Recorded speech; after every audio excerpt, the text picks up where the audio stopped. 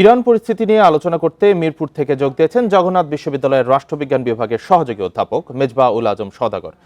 জনাব মেজবাউল আজম সওদাগর, আপনাকে স্বাগত ইন্ডিপেন্ডেন্ট সংবাদে। ইরানের সরকার বিরোধী বিক্ষোভ তীব্র হয়েছে। এক বিক্ষোভকারীকে মৃত্যুদণ্ড দিলে ইরফান সুলতানের কথা বলা হচ্ছে। কঠোর ব্যবস্থার হুমকি দিয়েছেন ট্রাম্প। তিনি কি ব্যবস্থা নেবেন তা অবশ্য বিস্তারিত বলেননি, কিন্তু এটা কি ইরানের সরাসরি হামলার ইঙ্গিত দিলেন কিনা, আপনার কি মনে হয়? জি, ধন্যবাদ। ইরানের যে সিচুয়েশন এখন আমরা দেখছি, এবং এখানে প্রেসিডেন্ট ট্রাম্প তার ট্রুথ সোশ্যাল নামক একটা সামাজিক মাধ্যমে তিনি যে বিবৃতিটা তিনি দিয়েছেন, এবং পাশাপাশি ইরানের পররাষ্ট্রমন্ত্রী ইন্টারন্যাশনাল মিডিয়াকে যেটা জানাচ্ছেন, সেটা দুটো যদি আমরা কম্পেয়ার করি, তাহলে আমরা দেখি যে দুটোই পরস্পর বিরোধী অবস্থানে রয়েছে। তবে ট্রাম্পের বিবৃতিটা বিশ্লেষণ করলে আমরা দেখি যে ট্রাম্প এখানে যে ফুললি মানে মিলিটারি অ্যাকশনের উপর যে তিনি ডিপেন্ডেন্ট, সেটা কিন্তু মনে হচ্ছে না।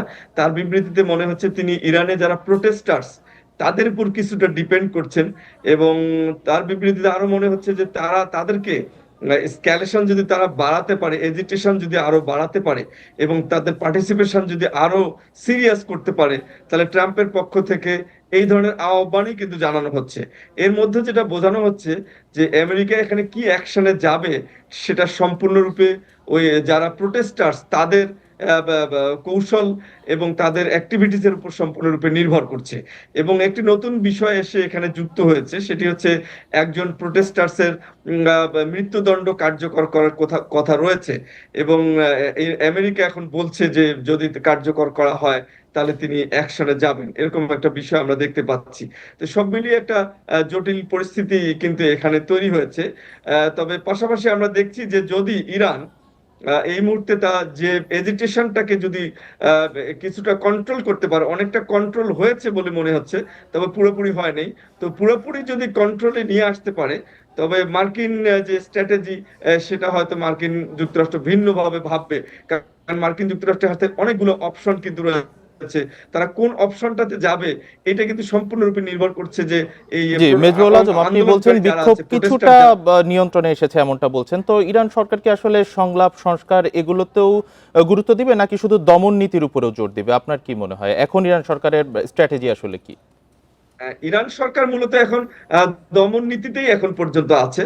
কারণ তারা এই মার্কিন এই অবস্থানটাকে তারা ইলেজিটিমেট হিসেবে দেশবাসীর কাছে তুলে ধরছে, এবং এটার পক্ষেও কিন্তু অনেক জনসমর্থন ইরানে কিন্তু রয়েছে। তো যার ফলে আমরা এমন খবর পাচ্ছি যে ইরানের গভর্নমেন্টের পক্ষেও কিছু কিছু মানুষ রাস্তায় নেমে যারা গুপ্তচর আছে বা যারা প্রোটেস্টার তাদেরকে ধরে দিচ্ছে গভর্নমেন্টকে। তো সেই দিক থেকে মনে হচ্ছে যে ইরান দমন নীতির পক্ষেই এখনো আছে, এবং সেই স্ট্র্যাটেজিতেই তারা চলছে। আর একটা জিনিস আপনাকে মনে রাখতে হবে, আমরা যদি ভেনিজুয়েলার সাথে এখানে আমরা কম্পেয়ার করি, ভেনিজুয়েলায় কিন্তু মার্কিন যুক্তরাষ্ট্র অনলি মিলিটারি অ্যাকশনের উপর তারা কিন্তু এমফাসাইজ করেছিল, এবং ইরানে যে সেটি পারছে না, সেটি কিন্তু এখানে পরিষ্কার হয়েছে। ইরান ভেনিজুয়েলায় শুধুমাত্র মিলিটারি স্ট্র্যাটেজি দিয়ে তাদের অপারেশনটাকে তারা সফল করেছে, এবং ইরানে যে শুধু মিলিটারি স্ট্র্যাটেজি দিয়ে সফল হবে না, সবকিছু বিচার বিশ্লেষণ করে, এবং মার্কিন যে ঘাঁটিগুলো রয়েছে মধ্যপ্রাচ্যে, এই ঘাঁটিগুলোর মধ্য দিয়েও কিন্তু একটা ডিটারেন্স তৈরি হয়েছে। কারণ যে সমস্ত রাষ্ট্রে ঘাঁটি রয়েছে, সেই রাষ্ট্রগুলো কিন্তু মানে ইরানে হামলা চালানোর জন্য খুব একটা যে আগ্রহী এমনটা মনে হচ্ছে না, যদি না কোনো এক্সট্রিম সিচুয়েশন যদি তৈরি না হয়। তো সেই দিক থেকে বিষয়টা মার্কিন যুক্তরাষ্ট্রের জন্য খুব সহজ বলে মনে হচ্ছে না। তবে ট্রাম্প একটু আনপ্রেডিক্টেবল, কারণ তিনি অন্যান্য মার্কিন প্রেসিডেন্ট যেমন কথা দিয়েছে, তারপরে আবার সেটা নতুন ভাবে চিন্তা ভাবনা করেছে। তো ট্রাম্পের ক্ষেত্রে তিনি যেটা জি, বলেন, এই পর্যায়ে একটু জিনিস জানতে চাই যে তিনি আপনি বলছিলেন যে ট্রাম্প অনেকটা আনপ্রেডিক্টেবল প্রেসিডেন্ট হিসেবে। তো আসলে যুক্তরাষ্ট্র যদি ইরানে হামলা চালায়, সেক্ষেত্রে ইরানের মিত্র বিশেষত রাশিয়া, চীনের প্রতিক্রিয়া কি হবে? আপনি এই ক্ষেত্রে কি মনে করেন? রাশিয়া এবং চীনের প্রতিক্রিয়া রাশিয়া এবং চীনের তো বিশ্বের অনেক রাষ্ট্রের সাথেই তাদের স্ট্র্যাটেজিক ট্রিটি রয়েছে, সিকিউরিটি ট্রিটি রয়েছে। তো এখন পর্যন্ত কিন্তু খুব কম ক্ষেত্রে দেখা গিয়েছে যে রাশিয়া এবং চীন তার মিত্রদের পাশে সরাসরি মিলিটারি স্ট্র্যাটেজি নিয়ে পাশে দাঁড়িয়েছে বা আমেরিকার বিরুদ্ধে সরাসরি যুদ্ধ করেছে, এমনটি কিন্তু দেখা যায়নি। এই এক্সাম্পলটা কিন্তু প্রিভিয়াসলি আমরা খুব একটা দেখি না।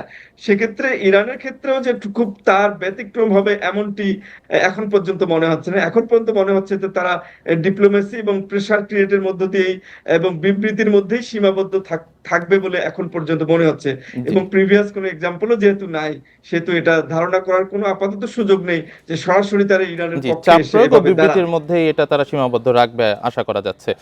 জনাব মেজবাউল আজম, অনেক ধন্যবাদ আমাদের সাথে যুক্ত হওয়ার জন্য।